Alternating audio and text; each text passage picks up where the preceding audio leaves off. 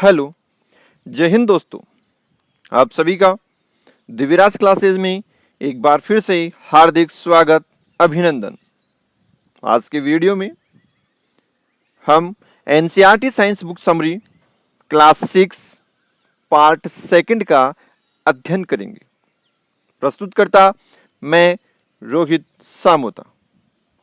इस वीडियो के माध्यम से हम वस्तुओं के समूह क्यों बनाए जाते हैं, पदार्थों के क्या क्या गुण होते हैं, पदार्थों के पृथक्करण की कौन कौन सी विधियां काम में ली जाती हैं, पदार्थों का पृथक्करण करना क्यों आवश्यक होता है तथा हमारे चारों ओर होने वाले जो अनेकों परिवर्तन हैं उनके बारे में अध्ययन करेंगे कि कौन सा परिवर्तन उत्क्रमणीय होता है, कौन सा परिवर्तन अनुत्क्रमणीय होता है तथा उत्क्रमणीय व अनुत्क्रमणीय परिवर्तन क्या होते हैं। तो शुरू करते हैं आज की क्लास।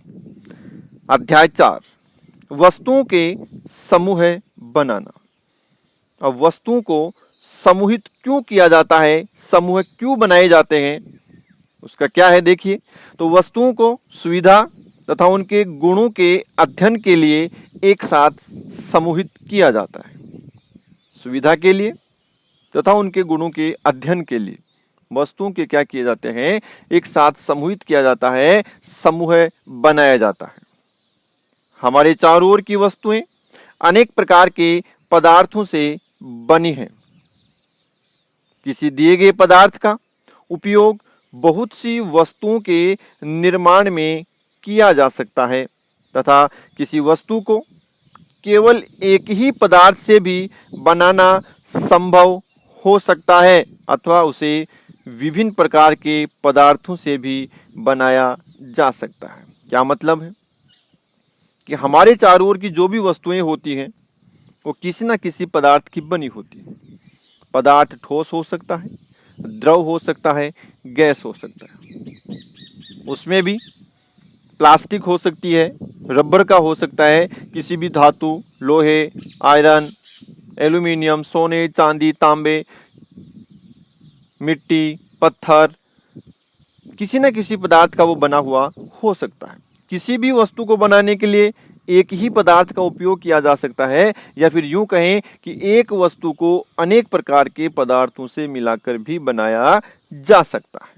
इसी वस्तु को बनाने के लिए किस पदार्थ का चयन किया जाना है, यानी वस्तु आपको बनानी है उसको किस पदार्थ से बनाया जाना है, यह है उस पदार्थ के गुणों पर तथा उपयोग की जाने वाली वस्तु के प्रयोजन पर निर्भर करता है। कि आपको कोई वस्तु बनानी है, उस वस्तु को बनाने के लिए आपको पदार्थ का चयन करना है कि आपको वो वस्तु किस पदार्थ से बनाई जानी है। तो सबसे पहले ये निर्भर करेगा कि उस पदार्थ के क्या गुण हैं। दूसरे इस बात पर निर्भर करेगा कि आपको जो वस्तु बनानी है उसका क्या प्रयोजन है, क्या उद्देश्य है।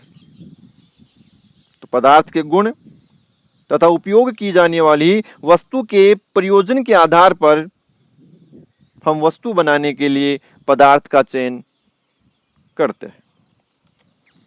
आगे है पदार्थों के गुण।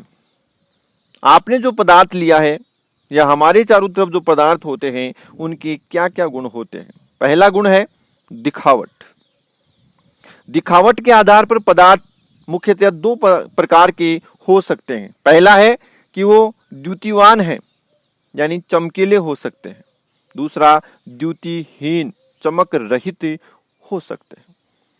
तो दिखावट के आधार पर पदार्थ दो प्रकार के होंगे, एक चमकीले, दूसरे चमक रहित यानी खुरदरे।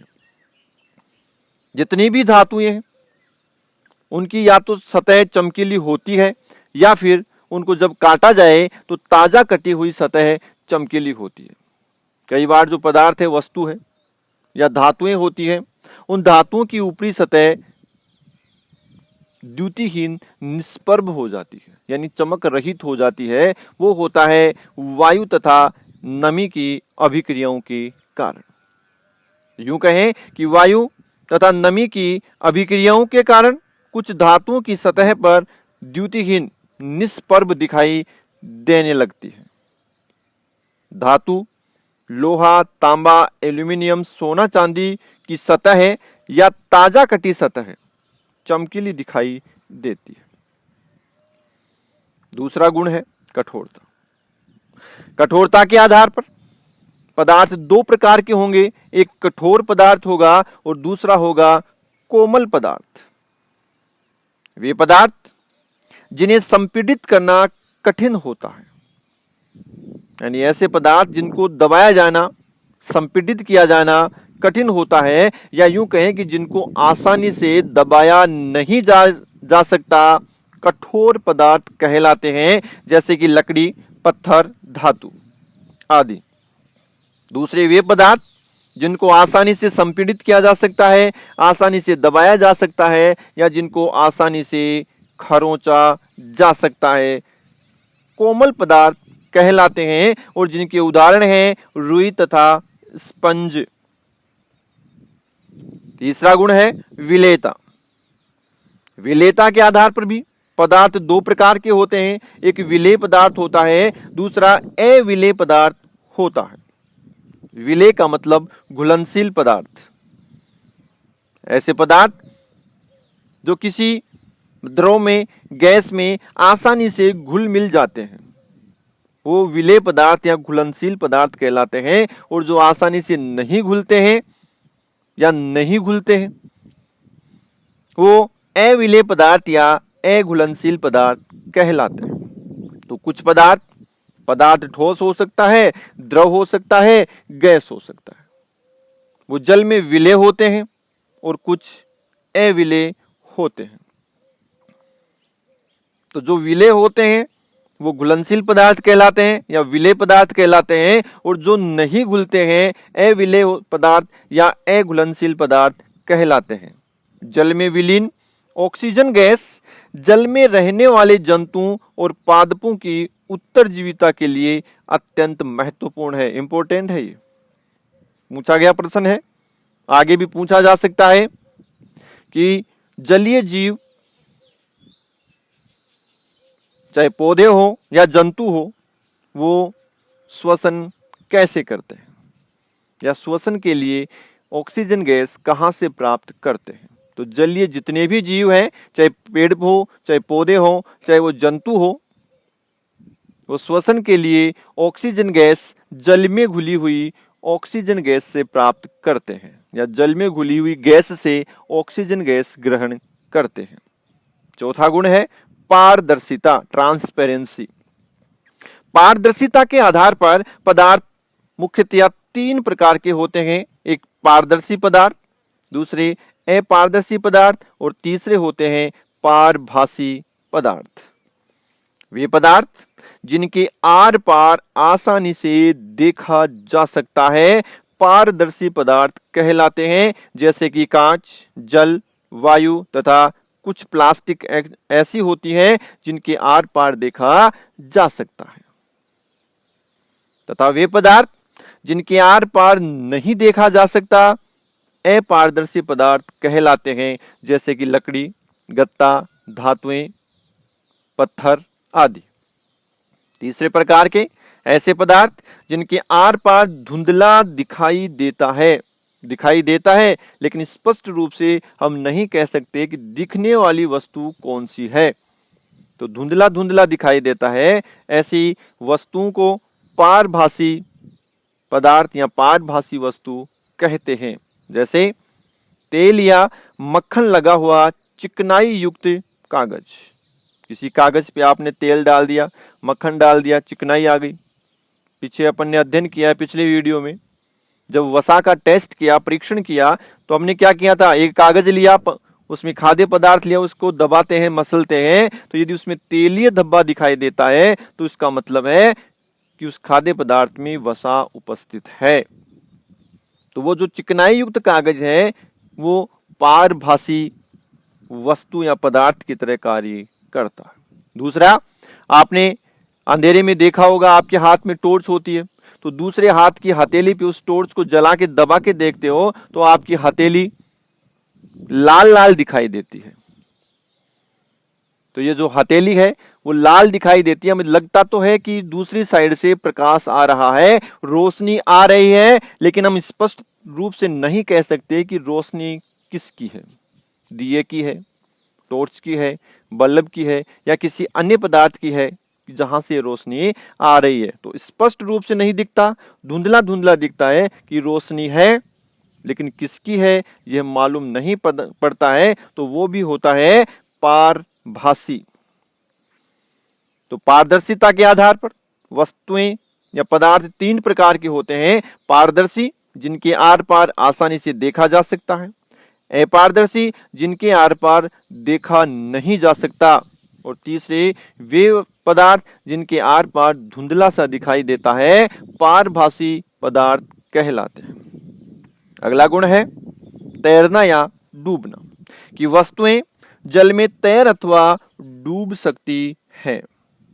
तैरने वाली वस्तुएं सूखी पत्तियां, लकड़ी का टुकड़ा, रबर या प्लास्टिक की गेंद।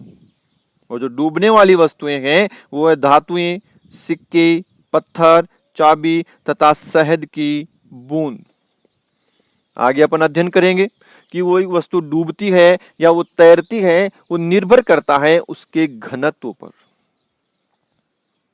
यदि वस्तु का घनत्व कम है तो वस्तु तैरती है, और यदि वस्तु का घनत्व ज्यादा है तो वस्तु डूब जाती है। यह अध्याय 4। आगे है अध्याय 5, और अध्याय 5 का नाम है पदार्थों का पृथक्करण। और एक प्रश्न दे रखा है कि हमें किसी मिश्रण के विभिन्न अवयवों को पृथक करने की आवश्यकता क्यों होती है। मिश्रण का मतलब होता है कि जिसमें दो या दो से अधिक पदार्थ वस्तुएं मिली होती हैं, तो वो कहलाता है मिश्रण। उस मिश्रण में दो या दो से अधिक अवयव हुए, उन अवयवों को पृथक करने की आवश्यकता क्यों होती है। तो देखिए, पहला कारण, किसी पदार्थ का उपयोग करने से पहले हमें उसमें मिश्रित हानिकारक अथवा अनुपयोगी पदार्थों को पृथक करने की आवश्यकता होती है। यानी आपके पास जो मिश्रण है, हो सकता है उसमें एक अवयव हानिकारक या अनुपयोगी हो, तो उसको वहां से पृथक करना, हटाना आवश्यक होता है। दूसरा कारण, कभी कभी हम उपयोगी पदार्थों को भी पृथक करते हैं। यानी आपको जो मिश्रण दिया हुआ है उसमें दो अवयव है, दो कंटेंट है, दोनों ही उपयोगी हैं, लेकिन दोनों का उपयोग अलग अलग है, तो आप उन दोनों अवयवों को पृथक करके अलग अलग उपयोग करेंगे। तो जिनकी हमें अलग से उपयोग करने की आवश्यकता होती है, तो हम मिश्रण में से उन अवयवों को पृथक कर लेंगे। तो किसी भी मिश्रण में से अवयवों को पृथक करने की आवश्यकता क्यों होती है। पहला कारण है कि हो सकता है कि उसमें कोई अवयव हानिकारक या अनुपयोगी हो, तो उसको हटाना, पृथक करना आवश्यक होता है। दूसरा, कि आपके पास जो दो अवयव हैं, दोनों का उपयोग अलग अलग है, दोनों ही उपयोगी हैं, तो दोनों को पृथक करके हम अलग अलग उसका उपयोग करते हैं। अब आपने पृथक करेंगे, तो पृथक किस प्रकार करेंगे, उसकी अनेकों प्रकार की विधियां हैं।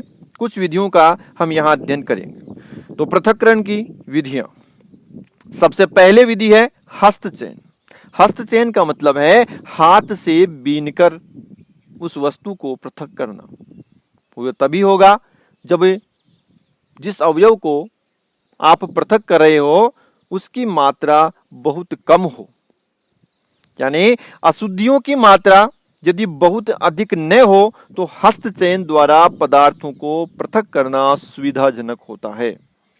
यानी ये जो जिस कंटेंट को या जिस अवयव को या जिस अशुद्धि की आप बात कर रहे हो पृथक करने के लिए, उसकी मात्रा यदि अधिक नहीं है तो उसको आप आसानी से हस्तचयन विधि द्वारा पृथक कर सकते हैं।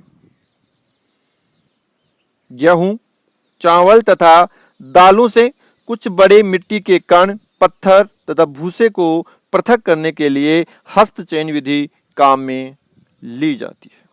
यानी आपके पास गेहूं है, आटा पीसने से पहले उस गेहूं को साफ करते हो, तो उसमें से यदि कोई मिट्टी, कंकड़, पत्थर हैं तो उनको हाथ से बीन कर अलग किया जाता है। ऐसे यदि आप दाल बनाते हैं तो दाल को भी पहले सफाई की जाती है, तो उसमें से हाथ से बीन कर कुछ छोटे मोटे जो कंकड़ पत्थर हैं जिनकी मात्रा बहुत कम होती है उसको आसानी से पृथक कर सकते हैं। ये हस्त चयन विधि का एक चित्र दिया हुआ है कि एक व्यक्ति किसी अनाज के कणों में से पत्थर के टुकड़ों को ऐसे हस्त चयन विधि द्वारा पृथक कर करके नीचे डाल रहा है। तो यह है हस्त चयन विधि। दूसरी विधि है थ्रेसिंग। सूखे पौधों की डंडियों से अन्न कणों या अनाज को पृथक करने की विधि थ्रेसिंग कहलाती है। जब फसल की कटाई कर ली जाती है और फसल सूख जाती है तो उसके बाद उसमें से अनाज के कणों को पृथक किया जाता है। उसको पृथक करने के लिए 3 प्रकार की विधियां काम में ली जाती हैं। या तो उसको डंडियों को पीटकर या बैलों की सहायता से या फिर थ्रेसर द्वारा अनाज के कणों को पृथक किया जाता है और ये विधि कहलाती है थ्रेसिंग विधि। कैसे है देखिए चित्र। एक व्यक्ति है जो अनाज को किसी बड़े पत्थर के ऊपर हाथ से पटक पटक के उसमें से अनाज के कण निकाल रहा है। हो सकता है ये फसल को नीचे रखे या दूसरे उसके बाद किसी पत्थर के द्वारा या किसी लकड़ी के टुकड़े के द्वारा भी पीट कर अनाज कणों को अलग निकाला जा सकता है। ये तभी संभव है जब आपके पास फसल बहुत कम हो। दूसरी, यदि फसल की मात्रा अधिक है तो आजकल इसको थ्रेसिंग के लिए थ्रेसर मशीनों का उपयोग किया जाता है। तीसरी विधि है निष्पावन विधि। निष्पावन का मतलब होता है कि पवन या वायु के झोंकों द्वारा मिश्रण से भारी तथा हल्के अवयवों को पृथक करने की विधि निष्पावन कहलाती है। हवा द्वारा जब वायु के झोंके आते हैं, हवा चलती है तेज गति से, ज्यादा तेज गति से नहीं, मध्यम गति से जो हवा चलती है, बीच बीच में झोंके आते हैं, उनके द्वारा हल्के या भारी अवयवों को पृथक करने की जो विधि होती है उसे कहते हैं निष्पावन। और इस विधि का उपयोग किसान हल्के भूसे को भारी अन्न कणों से पृथक करने के लिए करते हैं। कैसे करते हैं देखिए। ये निष्पावन विधि का चित्र दिया हुआ है। इसमें एक औरत है जो अपने हाथ में सूप लिए हुए है और उस सूप के अंदर अनाज और उसके अंदर जो मिश्रित है भूसे के कण या मिट्टी है हल्की फुल्की, उनके सहित वो सूप से नीचे गिराती है तो हवा की दिशा में जितने भी हल्का जो भूसा है ये उड़कर दूर गिरता है और जो भारी अनाज कण है वो पास में ही एक ढेरी के रूप में जमा हो जाते हैं। तो ये जो निष्पावन विधि है वो भारी व हल्के अवयवों को पृथक करने के लिए काम में ली जाती है। अगली विधि है चालन या छालन विधि। चालन या छालन का मतलब होता है चलनी से छानना। और इस विधि में या इस विधि को तभी काम में लिया जाएगा जब मिले हुए जो 2 अवयव हैं उनके साइज आमाप अलग अलग हो, एक बड़ी साइज का हो एक बारीक साइज का हो। इस विधि का उपयोग मिश्रण के ऐसे 2 अवयवों को पृथक करने के लिए किया जाता है जिनके आमापों में अंतर हो। तो जिनके आमापों में साइज में अंतर होता है वो इस विधि के द्वारा पृथक किए जाते हैं। जैसे आटे से अशुद्धियों को पृथक करने के लिए इस विधि का उपयोग किया जाता है। दूसरा है रेत बजरी से कंकड़ पत्थर पृथक करने के लिए। जब मकान बनाए जाते हैं, भवन निर्माण किए जाते हैं तो जो बजरी होती है, रेत होती है, उसमें से बड़े कंकड़ पत्थरों को भी छानकर ही अलग किया जाता है। तीसरा है थ्रेसिंग या निष्पावन के बाद गेहूं में शेष बचे पत्थर भूसे व डंडियों को दूर करने के लिए भी चालन विधि उपयोग में ली जाती है। तो कैसी होती है चालन विधि देखिए, डायग्राम से समझते हैं। ये चालन विधि है, जब खाना बनाते हैं, रोटी पकाते हैं तो उससे पहले आटे को किसी छलनी के द्वारा छाना जाता है। तो जो अपना आटा होता है वो नीचे निकल जाता है। उस आटे में मिले हुए जो अनाज के कण बच गए हों, साबुत दाने रह गए हों, या कोई ऊपर से कंकड़ पत्थर हल्का फुल्का गिर गया हो, या हो सकता है उसमें कोई भूसे के कण आ गए हैं, या जो चोकर की मात्रा होती है वो उस छलनी में ऊपर रह जाती है। तो ये होती है चालन विधि। दूसरा, जब भवन निर्माण करते हैं तो ऐसी बड़ी छलनी के द्वारा उसमें रेत डालते हैं और नीचे हल्की रेत नीचे जमा होती है और कंकड़ पत्थर होते हैं वो ऊपर की साइड में रह जाते हैं। तो ये होती है चालन विधि। अगली विधि है अवसाधन, निस्तारण तथा निस्यंदन विधि। तीन विधियां एक साथ पढ़ेंगे, अवसाधन, निस्तारण तथा निस्यंदन। एक प्रश्न दिया हुआ है, देखिए, चावल तथा दालों में धूल मिट्टी जैसे हल्के कणों को कैसे पृथक करेंगे। यानी अपने पास अनाज है, चावल है, दाल है, उसमें से हमने हस्त चयन विधि द्वारा जो मोटे कंकड़ पत्थर थे उनको बीन कर अलग कर लिया। भूसे को भी हमने निष्पावन विधि द्वारा अलग कर दिया। उसमें कोई भी यदि बारीक मिट्टी के कण हैं तो चालन विधि द्वारा हमने अलग कर दिए। लेकिन यदि फिर भी उसमें मिट्टी के कण उस चावल या दाल के ऊपर यदि चिपके हुए हैं तो उसको किस प्रकार पृथक करेंगे। देखिए, मिश्रण में जल मिलाएंगे और उसको अच्छी तरीके से हिलाएंगे, और मिश्रण में जल मिलाने पर अच्छी तरीके से हिलाने पर भारी अवयवों के नीचे तली में बैठ जाने के प्रक्रम को अवसाधन कहते हैं। देखा होगा आपने, जल में मिट्टी डालते हैं, उसको अच्छी तरह हिलाते हैं तो ऐसे लगता है एक बार मिट्टी उसमें घुल गई है, लेकिन 5, 10 या 15 मिनट के बाद आप उसको देखोगे रखने के बाद तो मिट्टी तली में जम जाती है। उसे कहते हैं अवसाधन। इस अवसादित मिश्रण में जो ऊपर का जो जल है उसको बिना हिलाए किसी दूसरे पात्र में लेते हैं हल्के हाथों से, तो उस मिश्रण को बिना हिलाए जल को मिट्टी सहित उड़ेलने की जो प्रक्रिया होती है उसे कहते हैं निस्तारण, और निस्तारण को ही क्या कहते हैं, निथारण। एक बार फिर से देखिए, उदाहरण द्वारा देखें कि यदि आपके पास मिट्टी मिला हुआ जल है, उसको अच्छी तरह से हिलाइए और आप उसको रख दीजिए। रखने पर मिट्टी तली में जम जाएगी, उसे कहते हैं अवसाधन। उस अवसादित मिश्रण में से जल को ऊपर से धीरे धीरे निकाल कर दूसरे पात्र में इकट्ठा करते हैं तो उस विधि को कहते हैं निस्तारण या निथारना विधि। देखिए चित्र के द्वारा, ये गिलास है, उसमें मिट्टी व जल का मिश्रण है, धीरे धीरे मिट्टी नीचे की साइड में जम जाती है, इसे कहते हैं निस्तारण विधि या अवसाधन। नीचे जम जाती है उसे कहते हैं अवसाधन। और उसके बाद उसको गिलास को धीरे धीरे हल्के हाथ से ऊपर वाला जो पानी है उसको दूसरे गिलास में लेते हैं और मिट्टी या फिर नीचे जमी हुई रह जाएगी, तो जल अलग हो जाएगा और मिट्टी अलग हो जाएगी, उसे कहते हैं निस्तारण विधि। नोट लगा के लिखा है, यही सिद्धांत ऐसे द्रवों के मिश्रण को पृथक करने में भी उपयोग में लाया जाता है जो आपस में मिश्रित नहीं होते हैं। यानी दो अघुलनशील यदि द्रव हैं, उनके मिश्रण में भी या आपस में मिले हुए हैं अघुलनशील, उनको भी अवसाधन तथा निस्तारण विधि द्वारा पृथक किया जाता है।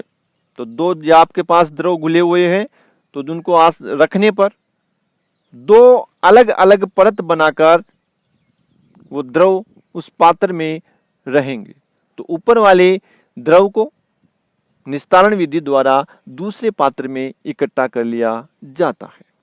उदाहरण के लिए है कि तेल तथा जल के उसको मिश्रण से निस्तारण विधि द्वारा पृथक किया जाता है। यदि आपके पास तेल और जल मिला हुआ मिश्रण है, मान लो कि सरसों का तेल जल में गिर गया है, तो सरसों के तेल जल के ऊपरी साइड में अपनी एक अलग परत बनाएगा और उसको निस्तारण विधि द्वारा अलग कर लेंगे।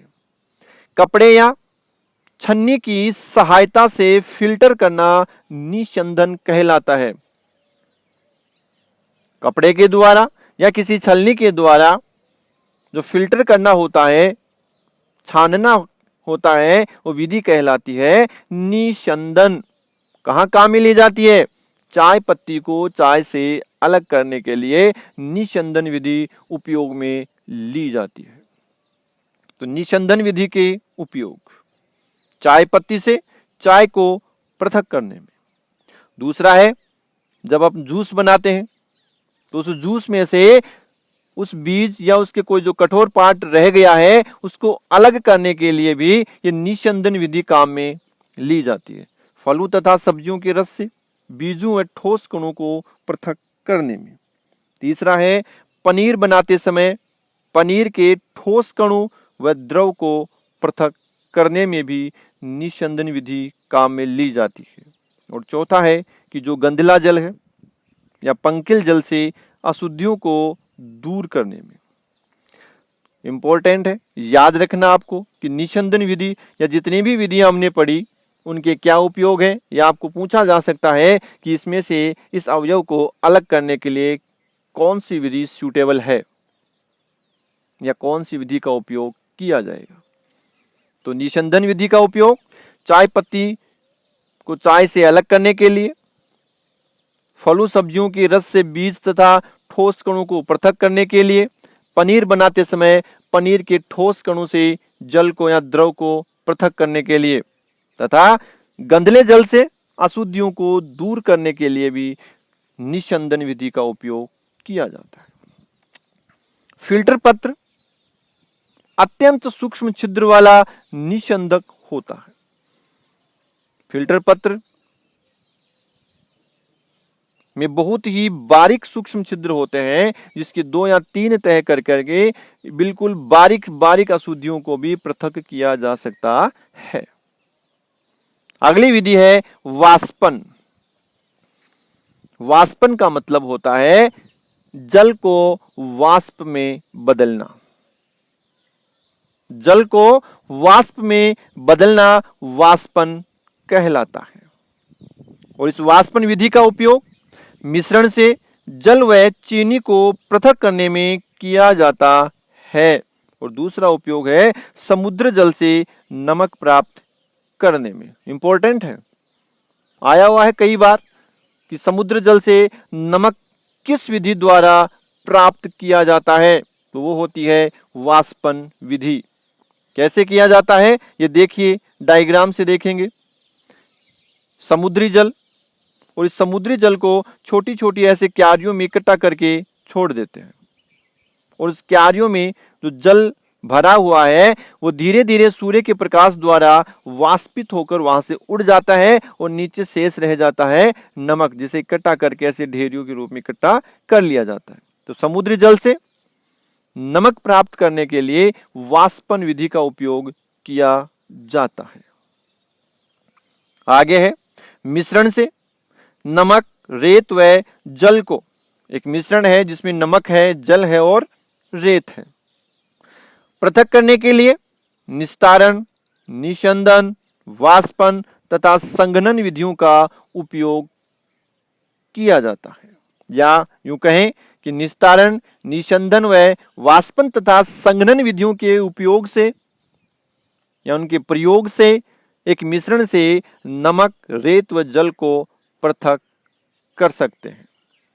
संघनन का मतलब होता है ये वाष्पन का उल्टा है। संघनन क्या होता है? वाष्पन का उल्टा। वाष्पन का मतलब होता है जल को वाष्प में बदलना, और इसका विपरीत क्या होगा? वाष्प को जल में बदलना संघनन कहलाता है। जल से वाष्प बनना वाष्पन, वाष्प से जल बनना संघनन कहलाता है। संतृप्त विलयन, पदार्थ को द्रव में घोलने पर विलयन बनता है। किसी भी पदार्थ को यदि आप द्रव में घोलते हैं, उदाहरण के लिए चीनी को जल में घोलते हैं तो होगा चीनी का जलीय विलयन। नमक को जल में घोलते हैं तो बनेगा नमक का जलीय विलयन। तो किसी भी पदार्थ को द्रव में घोलने से विलयन बनता है। यदि विलयन में और अधिक पदार्थ न घोला जा सके उसे कहते हैं संतृप्त विलयन। एक विलयन बनाया आपने, उदाहरण से समझें कि जल में आपने चीनी घोली, चीनी का जलीय विलयन बन गया। आपने उसमें और मात्रा में चीनी घोली, घुल गया, और डालते रहे, 2 चम्मच डाल दी, 3, 4, 5, एक ऐसी लिमिट आएगी कि उसके बाद चीनी जल में घुलना बंद हो जाएगी। तो वो कहलाता है संतृप्त विलयन, और उस अवस्था को कहते हैं संतृप्त अवस्था, सैचुरेशन स्टेट, और वो विलयन कहलाता है सैचुरेटेड सॉल्यूशन। किसी पदार्थ के विलयन को गर्म करने पर उसमें और अधिक पदार्थ घोला जा सकता है। यदि आप उस विलयन को थोड़ा सा गर्म कर दें तो उसमें पदार्थ और घोला जा सकता है, तो वो लेकिन एक लिमिट तक ही घोला जा सकता है। उसके उदाहरण द्वारा समझते हैं, इंपॉर्टेंट है, आगे का लाइन है, क्या है कि जल में चीनी तथा नींबू का रस मिलाकर शिकंजी बनाते समय, बनाई होगी सबने और सबने ही पी होगी, कि नींबू काटते हैं, उसको निचोड़ते हैं, जल में मिलाते हैं, उसमें थोड़ी चीनी और नमक डाल के घोल के, और ज्यादा यदि उसको ठंडा करना है तो उसमें बर्फ मिला के पीते हैं, तो वो कहलाती है शिकंजी। लेकिन ध्यान देने की बात यह है कि नमक व चीनी को बर्फ डालने से पहले घोलना चाहिए। ऐसे नहीं है कि पहले बर्फ डाल दोगे और उसके बाद उसमें चीनी और नमक घोलोगे तो वो नहीं घुलेगा। क्यों नहीं घुलेगा?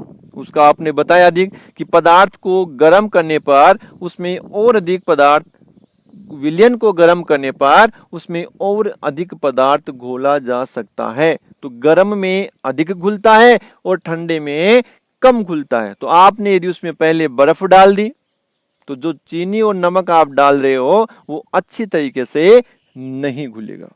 तो जल में चीनी तथा नींबू का रस मिलाकर शिकंजी बनाते समय बर्फ चीनी घोलने के बाद डालनी चाहिए ताकि चीनी अच्छे से घुल जाए। अपना अध्याय 5 पूरा हुआ। अब है अध्याय 6, हमारे चारों ओर के परिवर्तन। हमारे आसपास जितने भी परिवर्तन होते हैं, फूलों का खिलना, फलों का पकना, या गुब्बारे का फूलना, अधिक फुलाने पर फूटना, आटा बनाना, आटे की रोटी गूंदना, रोटी को पकाना है, दूध से दही बनाना, ये हमारे चारों तरफ अनेकों परिवर्तन होते हैं। आइसक्रीम का पिघलना, किसी भी वस्तु का जलना, लकड़ी का, कागज का, तो ये सभी के सभी जो परिवर्तन होते हैं, ये इसमें से कुछ परिवर्तन ऐसे होते हैं जिनको वापस किया जा सकता है, कुछ ऐसे होते हैं जिनको वापस पुनः प्रारंभिक अवस्था में नहीं लाया जा सकता। तो देखिए, पदार्थ को गर्म करके अथवा किसी अन्य पदार्थ के साथ मिश्रित करके, या तो पदार्थ को गर्म करके या उसको किसी दूसरे पदार्थ के साथ घोलकर, मिलाकर, मिश्रित करके उसमें परिवर्तन लाए जा सकते हैं।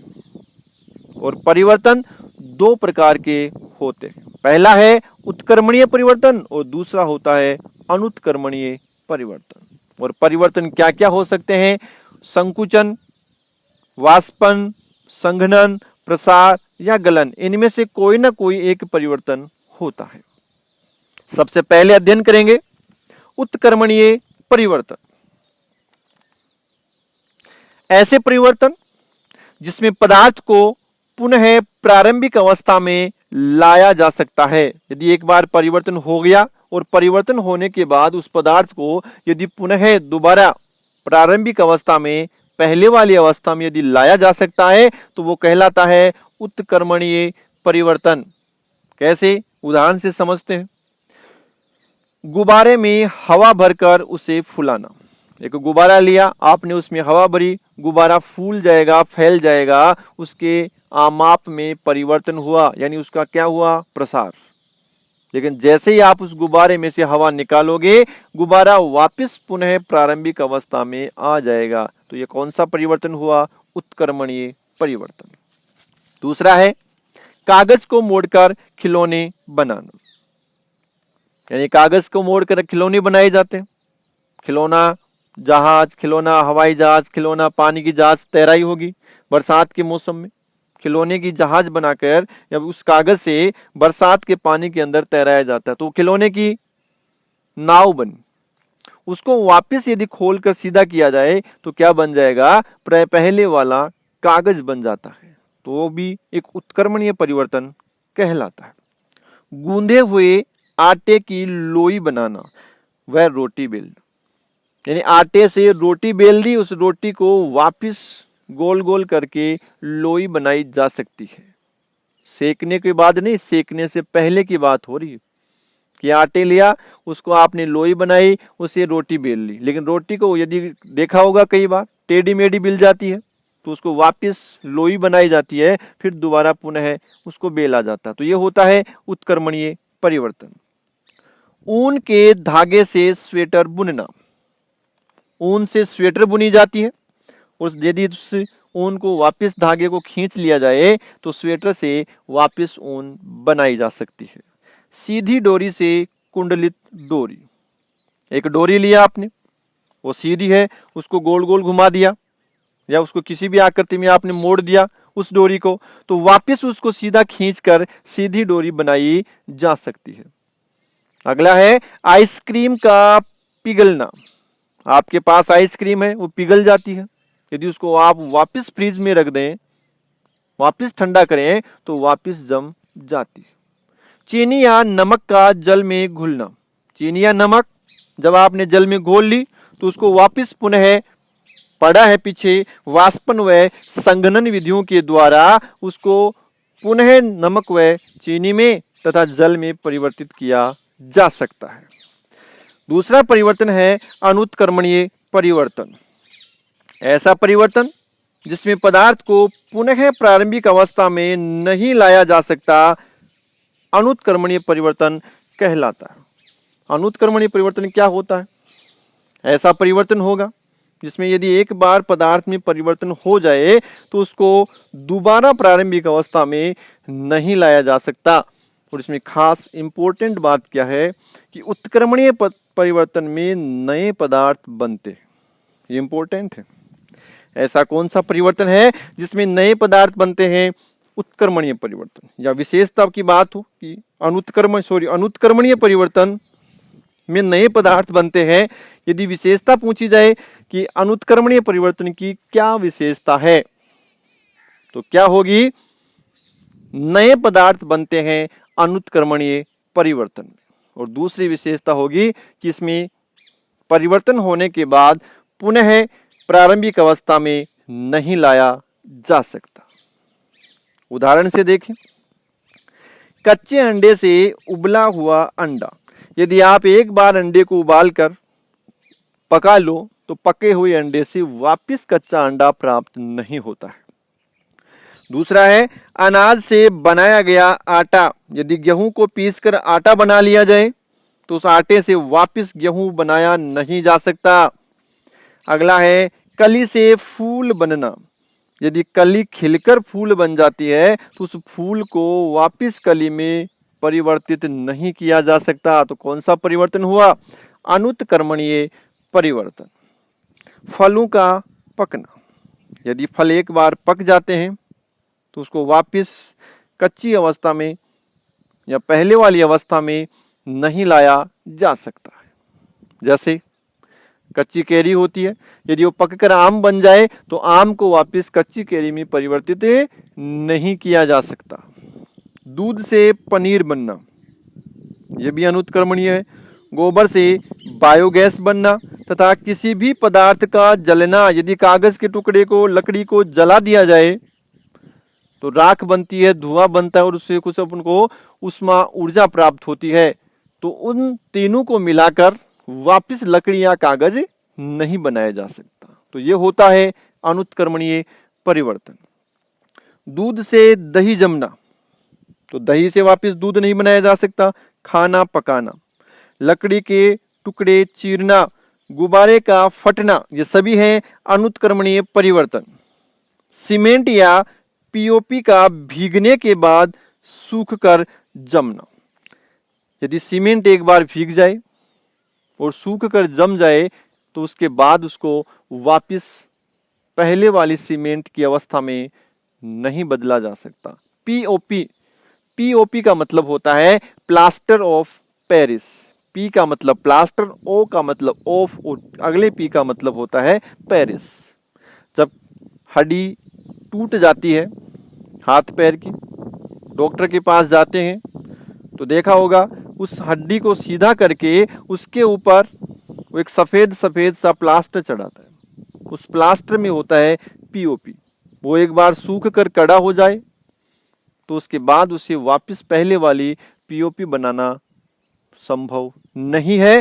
तो ये होता है अनुत्क्रमणीय परिवर्तन।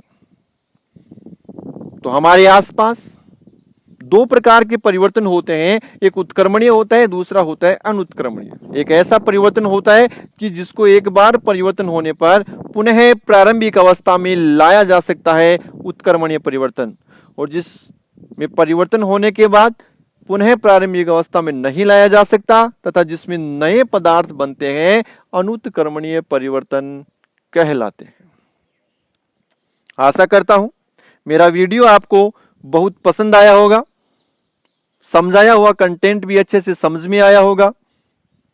तो मेरे चैनल दिव्यराज क्लासेस को अधिक से अधिक लाइक करें और जिन्होंने अभी तक सब्सक्राइब नहीं किया है तो वो कृपया सब्सक्राइब करें और अधिक से अधिक अपने फ्रेंड्स को शेयर करें। धन्यवाद। आपका दिन शुभ हो। जय हिंद।